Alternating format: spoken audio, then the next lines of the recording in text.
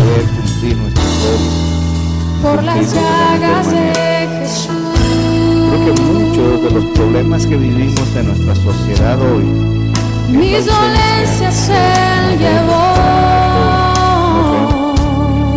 Los modelos que tienen nuestros jóvenes, ¿quiénes son? Fue la sangre que Él vertió. No siempre se caracterizan por una vida muy congruente, ¿verdad? Que a mis culpas Deportistas que tal vez son muy exitosos, ganan mucho dinero, pero también en su vida hay cositas ahí. Con la sangre de Pero Jesús. Santo, cuando estamos hablando de que nos preparamos para a fin de mes tener una reunión para Mi varones y hablar de la conciencia familia, Él limpió. una alternativa, solución al problema de la violencia, creo que mucho Fue la gracia de la cruz. tiene su origen, su raíz, lo que sucede en la familia.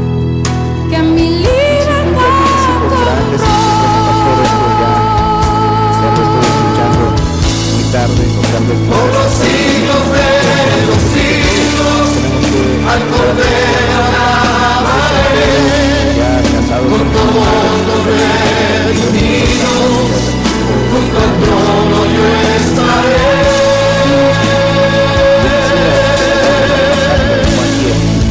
Por millares de millares, al Cordero adoraré, y con ojos redimidos, a Jesucristo yo veré.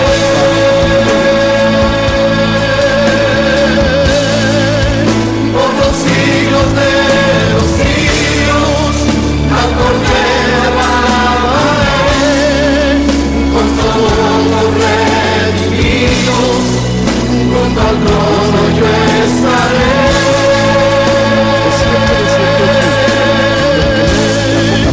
Por millares de millares, al Cordero adoraré, y con ojos redimidos, a Jesucristo yo veré.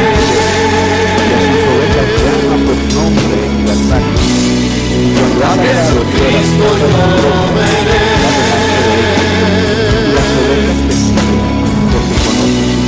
A Jesucristo yo veré.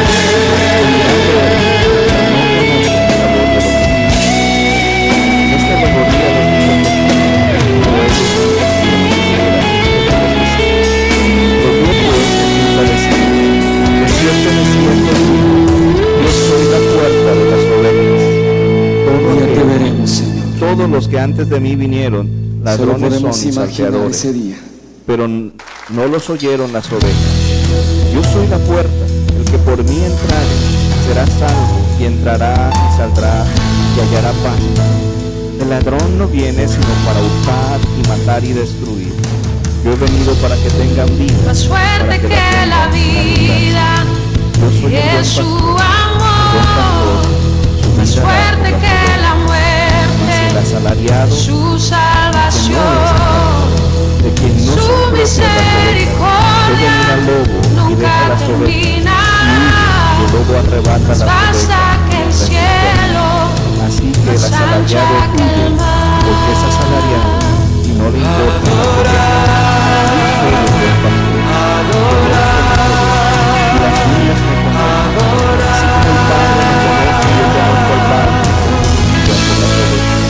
Canta aleluya al Santo Cordero y demos gloria a su majestad.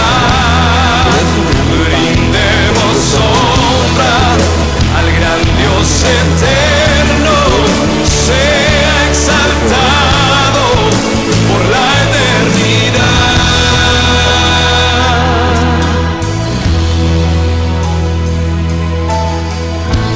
En la mañana que este pasaje no podemos leerlo y desconectarlo de lo que sucedió antes en el capítulo. Más fuerte que la vida es su amor, más fuerte que la muerte, su salvación, su misericordia nunca terminará.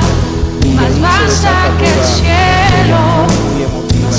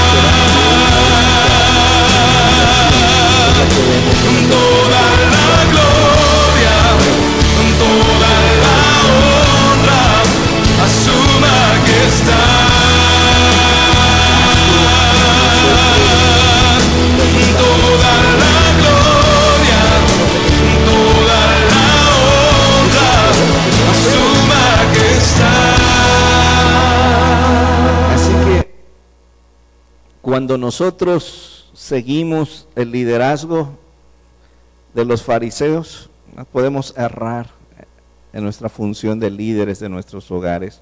Cuando seguimos el liderazgo al estilo Jesús, podemos impactar profundamente la vida de nuestra familia. Y les decía, ¿cómo podemos ser padres al estilo del buen pastor? Hay algunas características que podemos ver de Jesús, que pueden ser características que nosotros cultivemos en nuestra vida y en nuestro rol como padres. Y lo primero es que podemos ver aquí a un padre de carácter. Es interesante en el verso 11 y en el verso 14, cómo se describe Jesús a sí mismo. Yo soy, ¿qué? El buen pastor. En el 11 y en el 14, yo soy el buen pastor. ¿Por qué hablamos de padres de carácter? Porque Jesús no se describe como un pastor, sino como el buen pastor. Y ese adjetivo, bueno, describe a una persona de carácter. La palabra bueno viene de varios términos griegos, uno de ellos es kalos. Pero lo que describe el término es la excelencia moral de una persona. Cuando la Biblia habla de alguien bueno, describe ¿qué? Su excelencia moral. Y ese es el desafío para nosotros. Pedro en su segunda carta, en el capítulo 1, en el verso 5, dice, vosotros también con toda diligencia, dice, añadid a vuestra fe virtud. Y la palabra virtud es la misma aquí de bueno. Es cultiven la excelencia moral. Jesús se nos presenta como alguien de carácter moral de excelencia. Y papás, eso es lo que necesitan ver nuestros hijos. ¿Sí? Si tú allí en tu corazón haces una escala para calificarte a ti mismo, del 1 al 10, ¿en qué calificación te pondrías tú? ¿Sí? ¿Qué es lo que hemos transmitido a nuestros hijos? Porque lo que transmitimos es lo que ellos van a reflejar. La excelencia moral no solo se enseña a través del diálogo, de explicar a nuestros hijos qué es la verdad, qué es la rectitud. Muy especialmente los valores se ejemplifican. Ese es uno de los grandes problemas en las escuelas cuando, ¿verdad?, las autoridades educativas hablan de establecer clases de valores. Si los maestros no ejemplifican con su vida esos valores, por más que enseñen conceptos, no están tocando la vida de sus alumnos. Entonces Jesús se nos presenta como un ejemplo de ¿qué? Como un padre de carácter. Alguien que busca la excelencia moral. Jesús la poseía en forma completa, perfecta. El desafío es para nosotros buscar esa excelencia moral. Que no se nos diga, Él es un padre, sino que un buen padre, una buena madre. Qué reto, ¿verdad? En segundo lugar, podemos ver otro ejemplo de Jesús. No solamente se nos presenta como un padre de carácter, sino también como un padre de entrega. En el versículo 11 mismo dice, el buen pastor que hace, su vida da por las ovejas.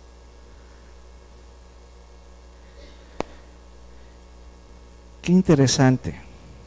Jesús estaba dispuesto a entregar su vida por sus ovejas. Nosotros decimos que amamos a nuestros hijos, que amamos a nuestra familia, pero ¿cuán dispuestos estamos a entregarnos por ellos? Muchos de los conflictos entre pareja, ¿a qué se deben? A que uno se siente desatendido, ¿verdad? Que el otro no le dedica tiempo, ¿no es cierto? Y los hijos, ¿qué piden a sus padres? Un poquito de tiempo también, especialmente en esta sociedad donde ambos padres salen a trabajar fuera de casa y los hijos a veces pasan relativamente bastante tiempo sin sus padres. ¿Cómo necesitan la presencia de papá, de mamá? Jesús dice, yo pongo mi vida por mis ovejas. Y hermanos, si tú valoras tu tiempo, si el tiempo para ti es muy valioso, ¿estás dispuesto a entregar eso que es valioso a tu familia, a tus hijos, a tu esposa? Ese es un liderazgo de entrega. Si somos bien honestos, nosotros cuando hablamos de establecer prioridades, nuestras prioridades, ¿qué son? Son las cosas que para nosotros son importantes, ¿no es cierto? Y lo que no es importante lo vamos relegando. Entonces, lo contradictorio a veces es que decimos que nuestra familia es prioritaria en nuestra vida, pero anteponemos el trabajo, los compromisos a la familia. Y eso golpea fuerte, ¿verdad? Y a veces cuando uno se dedica tanto al trabajo, y hablo por mí mismo, a veces uno se siente culpable de estar en la casa. No, hay necesidades, hay hermanos enfermos que hay que visitar, hay cosas así. ¿Qué hago yo aquí? O si te tomas un día libre para salir con la familia, ¿verdad? Siempre hay un enfermo, siempre hay un accidentado, siempre hay un conflicto con alguien y están llamando, pastor, es una emergencia, ¿puede atenderme? ¿Y a quiénes sacrificamos? A los hijos, a la esposa. Y qué difícil es a veces equilibrar eso. Pero Jesús se nos presenta como un modelo de ¿qué? De un padre que se entrega, que da su vida. Y si el tiempo es valioso para ti, ¿estás dispuesto a dárselo a aquellos que están contigo, tu familia? Hay una tercera cualidad de Jesús aquí. ¿Cuál fue la primera? Un padre de carácter. La segunda, un padre de entrega. Tercera característica que también es muy interesante, en el versículo 13. Dice, así que el asalariado huye porque es que asalariado y no le importan las ovejas. Yo veo aquí a Jesús como un padre libre de avaricia. Cuando Jesús habla de un asalariado, ¿qué quiere decir? Alguien que está cumpliendo una función, ¿por qué? ¿Cuál es su motivación? El dinero.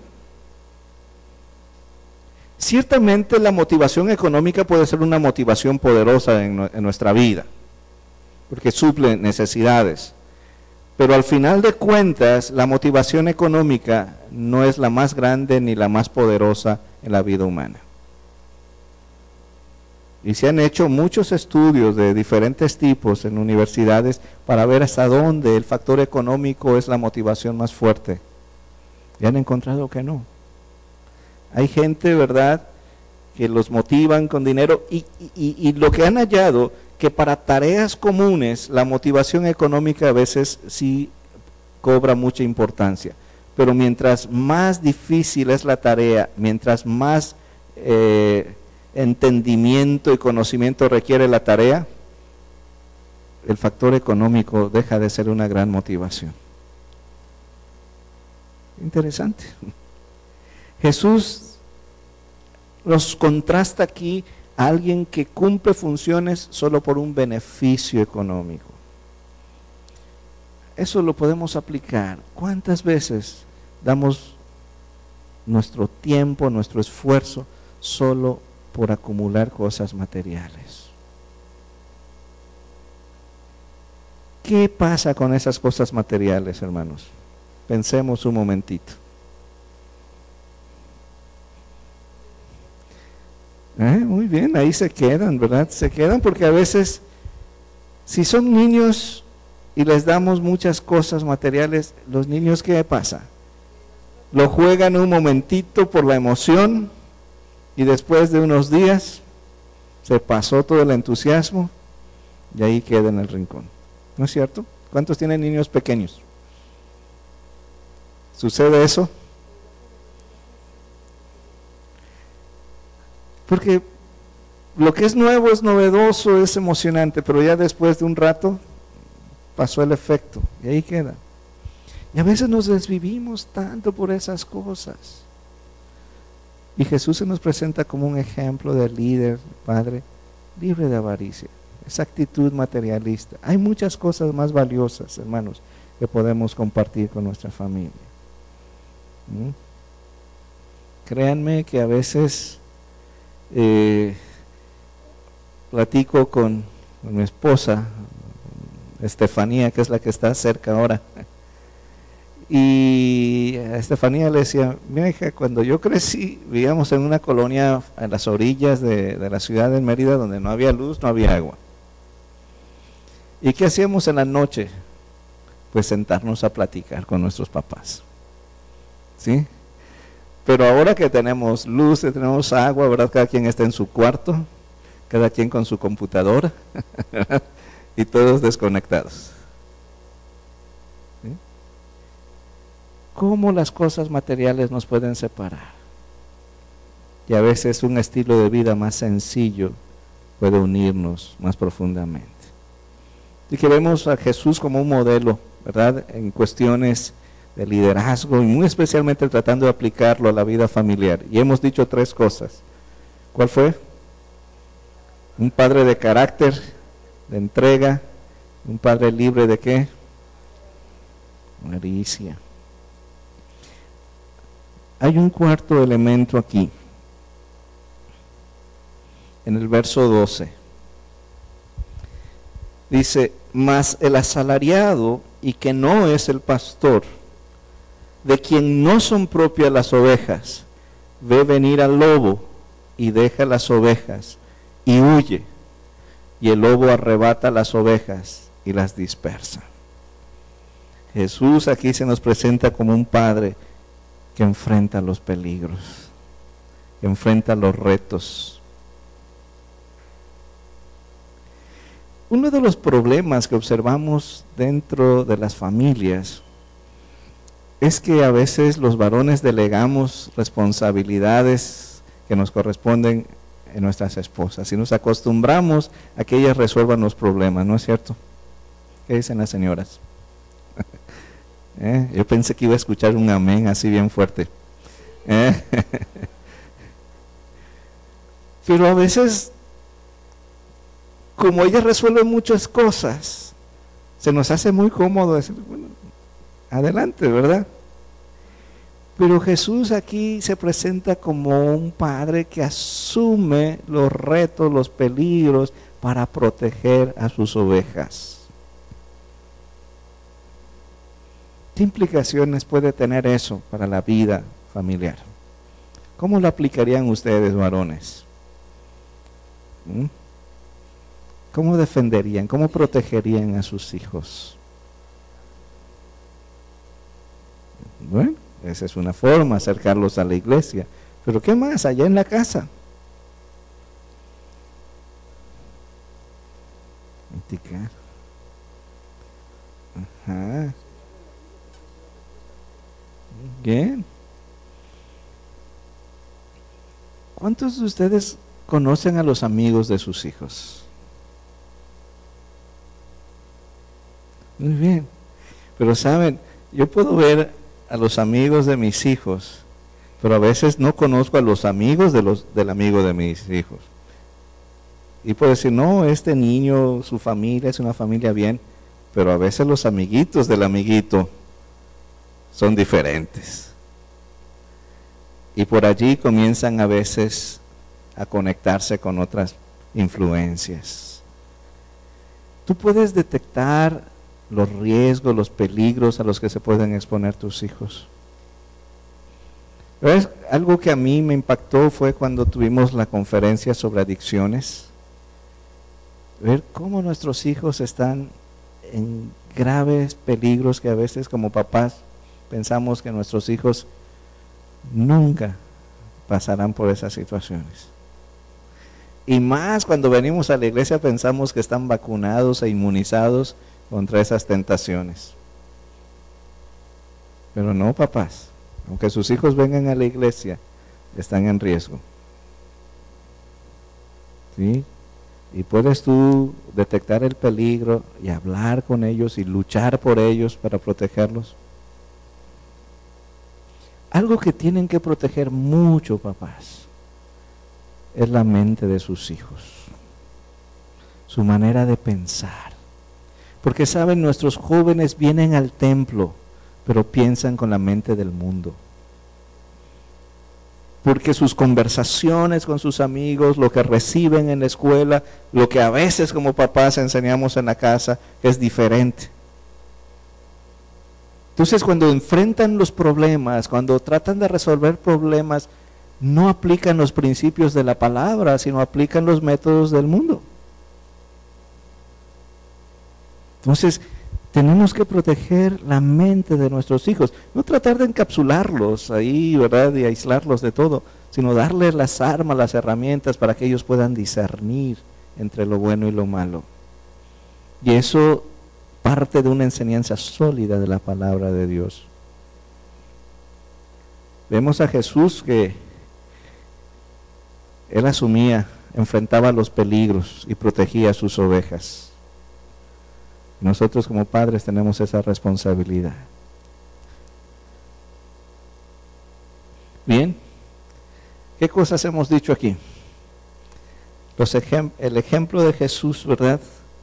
Como padres de carácter, padres de entrega, libres de avaricia y padres que asumen los riesgos, los peligros para proteger a su familia. Yo quiero dejarles ese reto, ¿sí?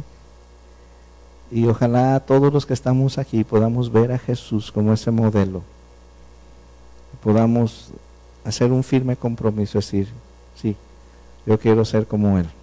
Al final de cuentas, el reto más grande que tenemos como creyentes en Cristo no es conocer la doctrina, sino poder ser imitadores de Jesús. Reflejarlo lo más fielmente posible. Hemos visto 4 grandes retos que Jesús nos presenta. Y pensando en el tema, se acerca mayo y hay muchas festividades familiares, el Día de las Madres, ¿verdad? Vamos a tener un evento para varones y pensar en temas de familia. Hoy Jesús se nos presenta como ese modelo de padre, de carácter, de entrega, libre de avaricia y un padre que asume los riesgos y peligros para proteger a los suyos. Que el Señor nos bendiga.